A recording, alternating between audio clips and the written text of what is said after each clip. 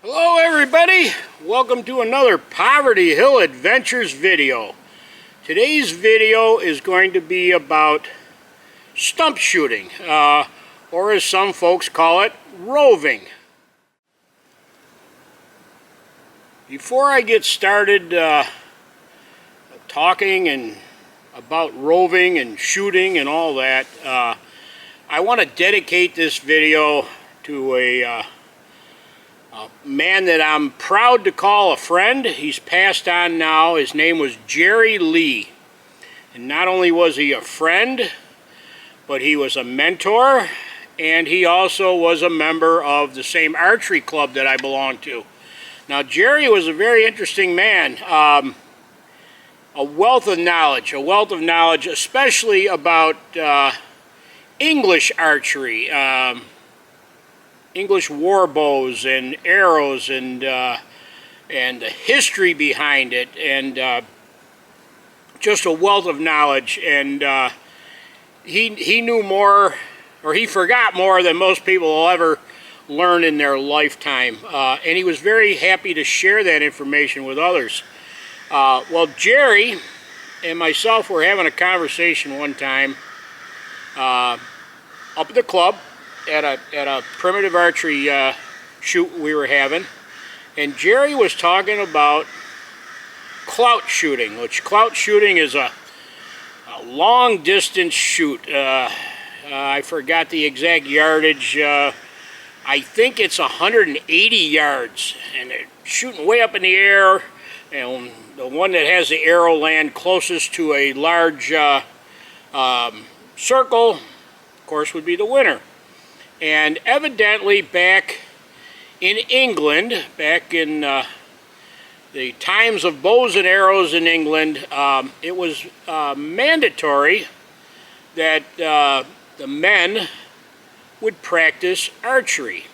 And I don't know all the particulars, but on their way, after church on Sundays, they would practice archery. But on their way to church, on Sunday mornings, as a way to kind of amuse themselves as they were walking to church, they would do what they call roving. And that was, they'd take their bows and arrows and they would pick a spot, and a group of them would shoot at that spot, whether it was a bale of hay, a leaf in a tree, you name it. They picked a spot and they shot at it, and they called it roving. And I found it very interesting. And like I said, Jerry, he was into English archery. The interesting thing about Jerry was he was not a hunter. He was not a bow hunter. He was an incredible archer, and just a phenomenal source of information, and his world revolved around archery, but he was not a bow hunter. He was, at one point in his life, a hunting guide, for bear up in the bush country up in Ontario, but for some reason or the other, Jerry never became a bow hunter, or never wanted to be a bow hunter. He would have made an excellent bow hunter, but his interest lied in archery, and especially English archery. So with that being said, I'd like to dedicate this video to the memory of Jerry Lee. If you want to see a little bit more about Jerry Lee, there's a couple of videos on this channel that I made when he was alive. One of them's titled Jerry the Fletcher of Arrows, and tells a little bit about himself, and shows some of the incredible arrows that Jerry crafted. He always corrected me. I would call him an arrowsmith, you know.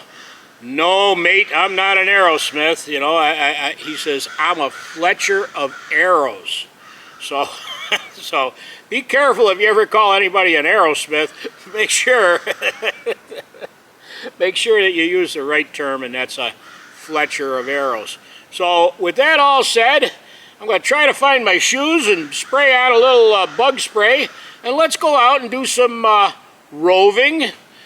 some stump shooting. I'm going to take this Osage Orange self bow that our friend Hole in the Bow Chuck made. It's a beautiful shooting bow. It's 40 pounds at 26 inches. And like I said, Hole in the Bow Chuck made it. And then for an arrow, I'm going to use a cedar shaft fletched with white feathers so that we can see it. And it's a self-nock, meaning that the nock is cut right in the shaft. And so that we don't lose our arrow, I'm going to use what they call a judo point. And that's a kind of a blunt point with some wires off the side of it. And what happens is when it hits the ground, it doesn't dig down in the leaves or down in the snow or mud or whatever. It props itself up and making retrieving it much easier. Now, stump shooting has a lot of advantages. Number one, you don't have to buy 3D targets. And not that there's anything wrong with shooting 3D. 3D is an excellent practice, and I recommend it. But stump shooting, you don't need a target. You want to be careful. Make sure you have a good backstop, and you know what's beyond it and everything. But you pick a spot, and you're focusing on a small spot, whether it be a leaf, a twig, a rotted stump, whatever.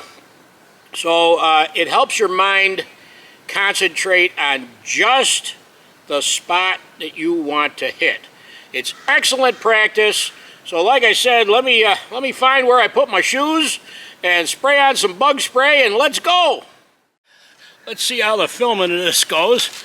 I got the GoPro set up down there at the little spot that we're going to shoot at. I don't know if you can see it from here, but there's a branch laying down, and then there's 3 small ferns, and we're going to shoot for the center of those 3 ferns, you know, the dirt bank behind it, and let's see how we do.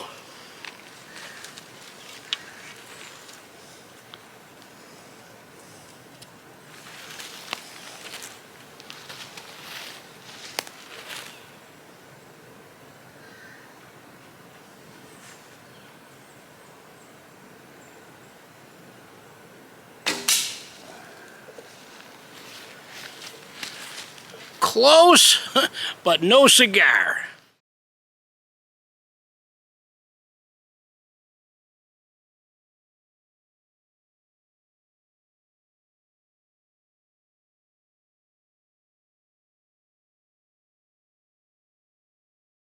You guys will be able to see this, but at the base of that hemlock there's a little hole where the roots are exposed, and we're going to try to shoot right into that hole here.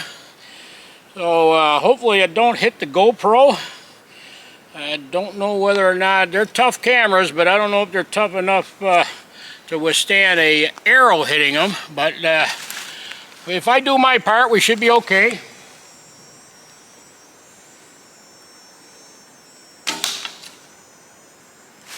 And again, close, but no cigar. I was a little high.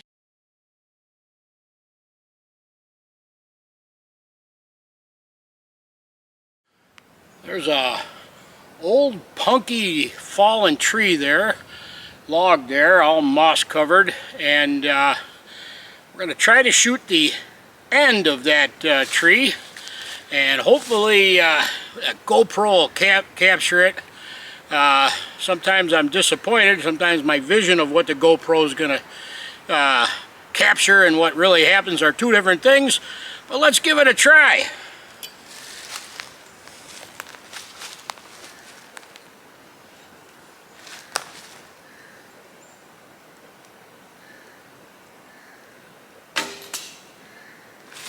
Well, I missed the log completely.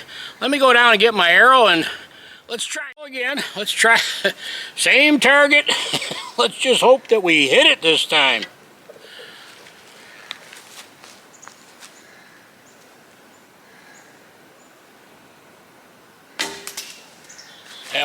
Wouldn't you know it?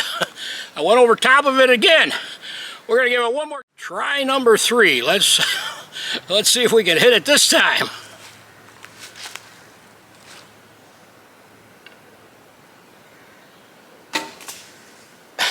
Wouldn't you know it? It's under now.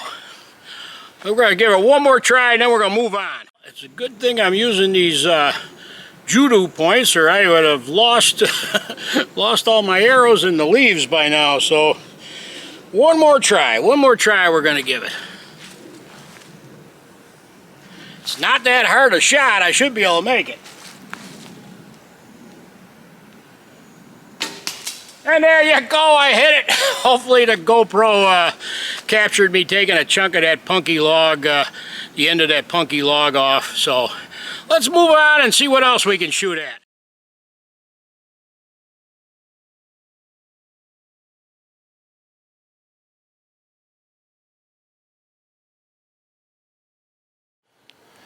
There's a broken off tree there with a big rotted piece of the tree hanging there. The bark's off it.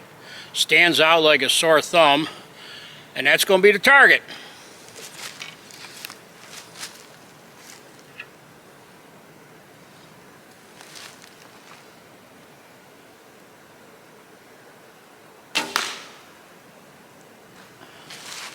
And that one we hit.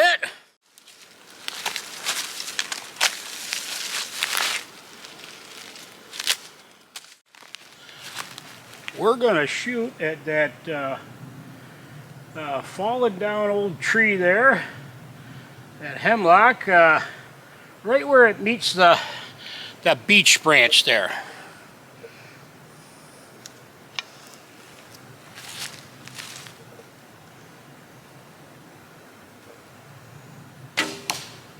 And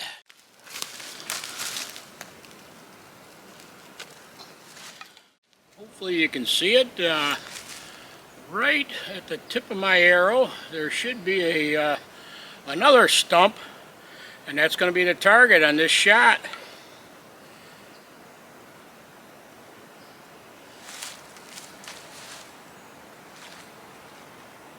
Going to shoot for the top of the stump.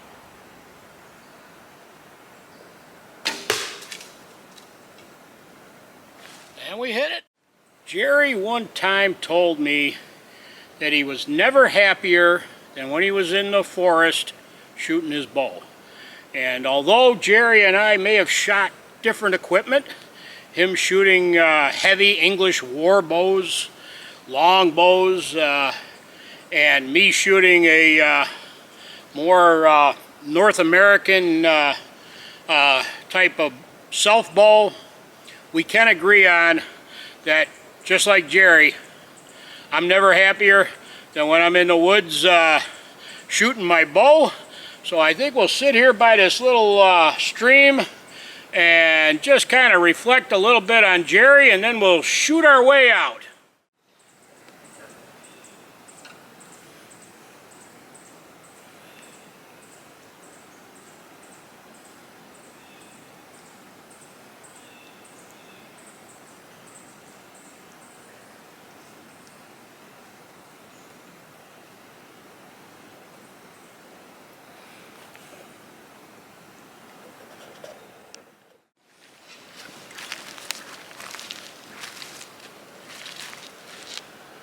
Until next time, everybody, thanks for watching, take care, and remember, keep on trucking.